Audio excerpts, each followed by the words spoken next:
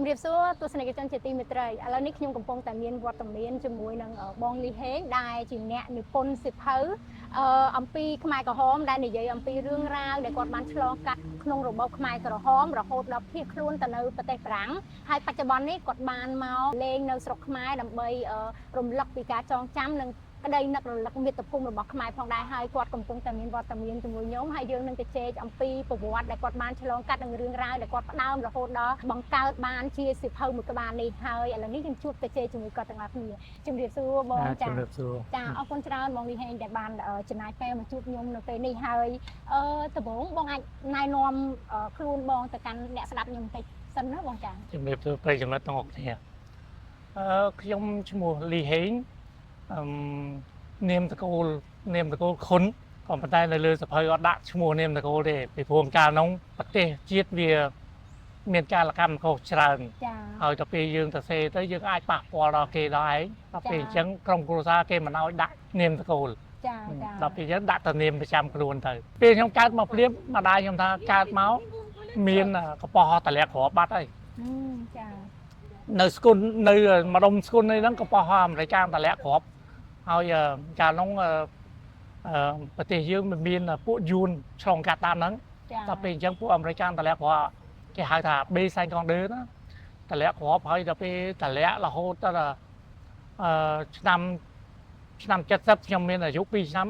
បានម្ដាយឪពុកខ្ញុំហ្នឹងគាត់សម្រេចចិត្តមកពេញអូចាអាយុ2ឆ្នាំបងបានផ្លាស់មកនៅរាជធានីភ្នំពេញហើយយ៉ាងម៉េចទៀតដែរទៅបងទៅម្ដងដល់ពេញខ្ញុំនៅផ្លូវកម្ពុជាក្រោមនេះនៅចិត្តក្រាស់ហាងសាំងនេះហើយមកនៅដូចធម្មតារីករាយហើយដូចគ្មានដល់ខ្យល់ទេយើងទូចឹងចាហើយមួយថ្ងៃដើររើសទៅសបកកលៀងបាំងដើម្បីលេងហ្នឹងកាលជំនាន់ដែរវាមានកលៀងបាំងមានរូបចំបៃមានអីហ្នឹងចានាំគ្នាលេងនាំគ្នាទៅអាយុ3ឆ្នាំចូល4ឆ្នាំបងប្រុសខ្ញុំបញ្ជូនខ្ញុំទៅរៀនចូលរៀនមិនដំបូងរៀនភាសារៀនសាលាបារាំងចាបងរៀនសាលាបារាំងកុំតារៀនបានយូរទេរៀនបានតែ3 4ខែចារៀនចេះបានតែ ABCD ហ្នឹងតែប៉ុណ្្នឹងដល់ពេលរួចទៅចប់ហើយចាហើយដល់ពេលឆ្នាំ74ចូល75 74ចាបងដើមឆ្នាំ74ខ្ញុំទៅរៀនសាលាបាទូចារៀននៅសាលាបាទូហ្នឹងចាប់ដើមដឹងក្តីចាចាប់ដើមដឹងក្តីដល់ពេលរៀនសាលាបាទូរៀនបានមួយឆ្នាំពេលគេវាយគ្នាស្អីហ្នឹងហើយកាលនោះឆ្នាំឆ្នាំ73 74ជាពិសេសចា74ហ្នឹងឆ្នាំ74ហ្នឹងពេញនេះគេថាក្របផ្លោងមកពេលយប់ពេលអីហ្នឹងហើយជាមួយបងខ្ញុំជាមួយអីហ្នឹងនាំគ្នាឡើងលើឡាវមើលកតុំរុយមើលកតុំរុយគេបាញ់មើលអីហ្នឹងចានោះនិយាយចេះសង្គ្រាមមែនក៏ប៉ុន្តែដូចជាមានអនិភ័យមែនក៏ប៉ុន្តែគេថាយើងចេះរស់នៅធម្មតាចាយើងចេះរស់នៅជាមួយនឹងសង្គ្រាមនឹងដោយសារតែវាស៊ាំហើយព្រោះយើងពីមួយជំនាន់មកមួយជំនាន់យើងសង្គ្រាមរហូតជំនាន់ហ្នឹងចាហើយរោងកុនកាលនោះក៏គេដាក់គ្រាប់បែកចាហើយកាលនោះបងខ្ញុំនាំខ្ញុំទៅមើលរឿងមួយគេហៅភ្នំសន្ទុកព្រលឹងម៉ែចាអូកាលនោះភ័យចងប់ខ្លាចចងប់កាលនោះយើងក្មេងៗយើង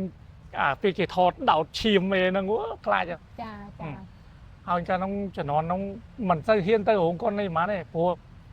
កន្លែងទីជុំជនគេដាក់គ្រាប់បែកចាភាគច្រើនដាក់គ្រាប់បែកស្ថិរភាពជាទូទៅក្នុងជំនាន់ហ្នឹងដោយសារយើងមានការបែងចែកច្រើនពេកហើយជាទូទៅគឺមានការគ្រប់គ្រងពីប្រចាំប្រទេសច្រើនពេកដែលមកជួយខាងអ្នកផងធ្វើឲ្យយើងកើតសង្គ្រាមផ្ទៃក្នុងរ៉ាំរ៉ៃរហូតដល់កាលនោះហ្នឹងហើយកាលនោះយើងទូយើងមិនដឹងពីរឿងនយោបាយជាចិត្តរបៀបម៉េចយើងអត់ដឹងណាយើងដឹងថាមានសង្គ្រាមម៉ែឪគ្រប់គ្រងយើងហើយទៅណាមកណាប្រយ័ត្នអីទៅប៉ុណ្ណឹងហើយអាសាជួបតិចមានផ្ទុះរាប់បែកទៅឃើញមនុស្សងាប់ឃើញស្អីទៅហើយតិចមានគ្រោះថ្នាក់នេះមានគ្រោះថ្នាក់នោះជួនកាលមានអារត់ក្រោះបើចូលមកដល់ពេលរួចឃើញគេសែងខ្មោចចេញពីអារត់ក្រោះឃើញអីហ្នឹងអារម្មណ៍បងនៅពេលឃើញទស្សនវិជ្ជាហ្នឹងនៅពេលក្នុងវ័យបែបហ្នឹងតើអារម្មណ៍បែបម៉េចដែរកាលនោះឲ្យតែឃើញអត់មានផិតភ័យអីទេឃើញចង់តែមើលកាលនោះចុះនៅផ្លូវកម្ពុជាខ្ញុំមិនចិត្តប្រតិទិធាននោះចាហើយពេលខ្ញុំឃើញអារត់ក្រោះមកម្ដងចេញពីសាលាមកវិញអញ្ចឹងអូឃើញអារត់ក្រោះរត់តាមហើយដល់ពេលរួចឃើញគេបើកទ្វារមកគេលើកខ្មោចចេញអីទៅ ដល់ពេលអញ្ចឹងយើងចេះតែមើលកុំតែដូចមានអី អាចថាយើងស៊ាំទៅនឹងទស្សនវិជ្ជាបានឡើងហ្នឹងបង អាភ័យក៏ប៉ុន្តែជាពិសេសអាចិត្តនោះចង់មើលនោះចង់ដឹងចង់ឃើញនោះ ចាចា ជាពិសេសអញ្ចឹងជាមួយពូម៉ាក់ជាមួយទូគ្នាណា ចា ក្នុងនេះថាចង់ឃើញ ចា ដល់ពេលម៉ែចេះតែខាមខាត់យើងណាថាឲ្យមានចាយមកផ្ទះលឿននេះហ្នឹងក៏ប៉ុន្តែយើងនេះឲ្យតែឃើញចឹងគេថាមើលសិន ចា មើលហើយបានរត់មកផ្ទះ ក្នុងពេលហ្នឹងបងអាយុប្រហែលដែរ អឺ5 6 ឆ្នាំ អូបន្ទាប់មកមួយទៀតនៅពេលដែរ75នៅពេលដែរពេលចាប់តាមជលឹះចេញ តោះនេះអាពេលចុង74ហ្នឹងបងស្រីខ្ញុំអីហ្នឹងគាត់ចេះតែអានខ្សែទៅណាបងប្អូននេះចេះតែអានខ្សែហើយនាំគ្នាចេះតែនិយាយតាមផ្លូវអីចាស់ទុំអីនិយាយថាអូទីទៀតសុកចប់សង្គ្រាមសុកសានត្រានហើយ ចា ហើយដល់ពេលអញ្ចឹងទៅបងស្រីខ្ញុំថាអូអាចចាំមើលថ្ងៃណាមួយគង់តែមានទាហាន ចា ឃើញគេកាន់ទង់ជាតិសលើកមកមានន័យថាចប់សង្គ្រាមហើយដល់ពេលក្នុងអារម្មណ៍របស់ខ្ញុំមិនថាជា1ខែ2ខែមុនទេគាត់និយាយហើយដល់ពេលថ្ងៃមួយខ្ញុំកំពុងតែលេង3ឡុក3ឡូនៅលើឡាវមុខផ្ទះហ្នឹងកំពុងលេង3ឡុក3ឡូខ្ញុំឃើញឡានស៊ីបទាហានមួយទង់ជាតិសដល់ពេលកាន់ទង់ជាតិសដើរមកខ្ញុំឃើញយកខ្ញុំថាអូទង់ជាតិសគាត់ឃើញយកអូស្ទុះតលាក់អាស្អីលេងចោលរត់ចូលក្នុងផ្ទះស្រែកអូចប់សង្គ្រាមហើយយើងរំភើបដោយសារតែបងស្រីធ្លាប់ប្រាប់យើងថាឲ្យតែឃើញមានន័យចប់សង្គ្រាមមានន័យហើយដល់ពេលឃើញអញ្ចឹងរត់ចូលទៅគាត់ថាម្នាក់ផ្អើលថាអានេះស្អីដល់ពេលរួចមករត់ព្រូចេញមកមើលមកឃើញទាហានបើកឡានហើយនឹងឃើញទាហានស្មើជើងឲ្យដើរនោះគឺផ្លូវកម្ពុជាក្រម ផ្លូវកម្ពុជាក្រមហ្នឹង ចាចា ហើយដល់ពេលឃើញអញ្ចឹងហើយនាំគ្នាសប្បាយអបអរសាទរឲ្យមនុស្សចាប់ដើមអបអរសាទរ ពីផ្ទះមក តន់ចេញភ្លាមទេតន់ចេញភ្លាមទេហើយម្នាក់អើតពីផ្ទះហ្នឹង ចា នាំគ្នាមកលើឡៅទៅអើតអូនាំគ្នាអើតយូរមនុស្សឡើងពេញហ្នឹងអើតហើយហូនាំគ្នាសប្បាយ ចា ហើយដល់ពេលមកប្រហែលជាមិនយូរទេក្រោយមក4 10minuttក្រោយមកបងប្អូននេះនាំគ្នាចុះខ្ញុំឃើញគេចុះដែរ ចា អូចុះតែជាមួយគេកាលនោះដូចម៉ោងជាង10ម៉ោងប្រហែល10កន្លះព្រឹកចុះទៅអូឃើញគេឃើញហើយមកជុំបាញ់ប្រាវនាំគ្នារត់ព្រូឡើងលើវិញហើយដល់ពេលរួចទៅបានបាញ់ហើយដល់ពេលបាញ់គ្រុំក្តាំងអីចឹងទៅមកទូស្ងាត់គ្រាប់ទៅបាននាំទៅចុះទៅមើលអ្នកខ្លះបាក់ដៃអ្នកខ្លះស្អីហើយចាស់ទុំយកចេកដាំវ៉ាហ្នឹងទុំចំបាច់ឲ្យពពកបិទលបួសបិទអីហើយมันគេថាភ្លាមហ្នឹងឆ្ងល់ថាស្រុកស្រួលហើយ ហេតុអីបាននៅមាន snow គ្រាប់ទៀត បាញ់ប្រាអញ្ចឹងទៅនាំទៅនេះហើយដល់ពេលនាំទៅកាលនោះរត់ចុះឡើង3 4ដង ចា ហើយចុះទៅម៉ែខ្ញុំអីបងស្រីខ្ញុំអីជួយគ្រាជួយអីគេខ្លះទៅណា ចា ហើយខ្ញុំនេះចេះតែតាមគេយើងទូច ចា តាមចុះតាមឡើងទៅ ចា ហើយដល់ពេលហើយជាមករហូតដល់មកប្រហែលជា2ថ្ងៃសៀលចាប់ដើមឃោសនាការចាប់ដើមឃើញពួកខ្មែរក្រហមពាក់អាវខ្មែរហ្នឹងកាន់ណាមេអូហ្នឹងស្អែកថាឲ្យយើងចេញពីភ្នំពេញព្រោះ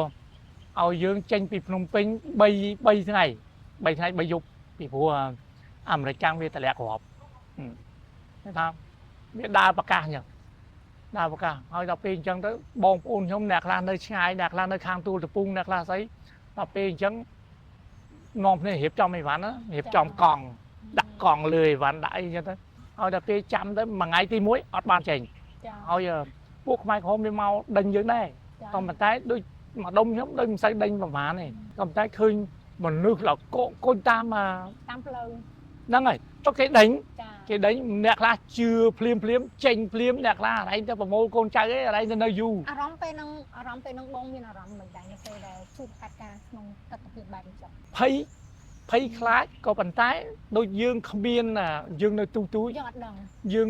គ្មានទំនុកអីធំដុំទេក្រៅពីភ័យខ្លាចតែប៉ុណ្ណឹងថ្ងៃទី2អរ៉ៃទៅចាំបងស្រីខ្ញុំអរ៉ៃស្អីមកពីទូលកំពង់មកស្អីប្រមូលគ្នាប្រមូលអត់អស់ហើយ ចា ថ្ងៃទី2អត់បានចេញទៀត ngày thứ 3 tapi ngày thứ 3 ពួកនឹងចាប់តាមដេញមែនទេណាចាប់តាមឃើញវាយកភ្លើងមកអ្នកខ្លះចាក់សោនៅសង្ងំក្នុងផ្ទះវាបាញ់សោនៅបបែកហើយវាធាក់ចូលទៅក្នុងហ្នឹងជួនកាលវាបាញ់សម្លាប់ជួនកាលវាវាយជួនកាលស្អីចឹងដល់ពេលឃើញចាប់តាមឃើញខ្លាំងមែនទេដែលយើងមិនអាចនៅតទៀតបានណាដល់ពេលអញ្ចឹងបាននាំគ្នាចេញចាចេញហ្នឹងដឹងគោលដៅថាទៅណាចេញពីពេញតែដឹងថាទៅត្រូវទៅណាអត់នេះទេមិនដំបូងអត់ដឹងថាគេឲ្យចេញតែ3យប់3ថ្ងៃគេថាចេញហើយមកវិញទេក៏ប៉ុន្តែថ្ងៃទី3ចូលថ្ងៃទី4ហ្នឹងយើងដឹងហើយដឹងថាចេញហើយអត់មកវិញទេពីព្រោះចេញទៅវាចេះដេញយើងតទៀតណាចេះដេញហើយមនុស្សកកមនុស្សនិយាយពីមនុស្សច្រើនហើយខ្ញុំដើរអញ្ចឹងម៉ែគាត់ចងកម្មាខ្លាចដើរ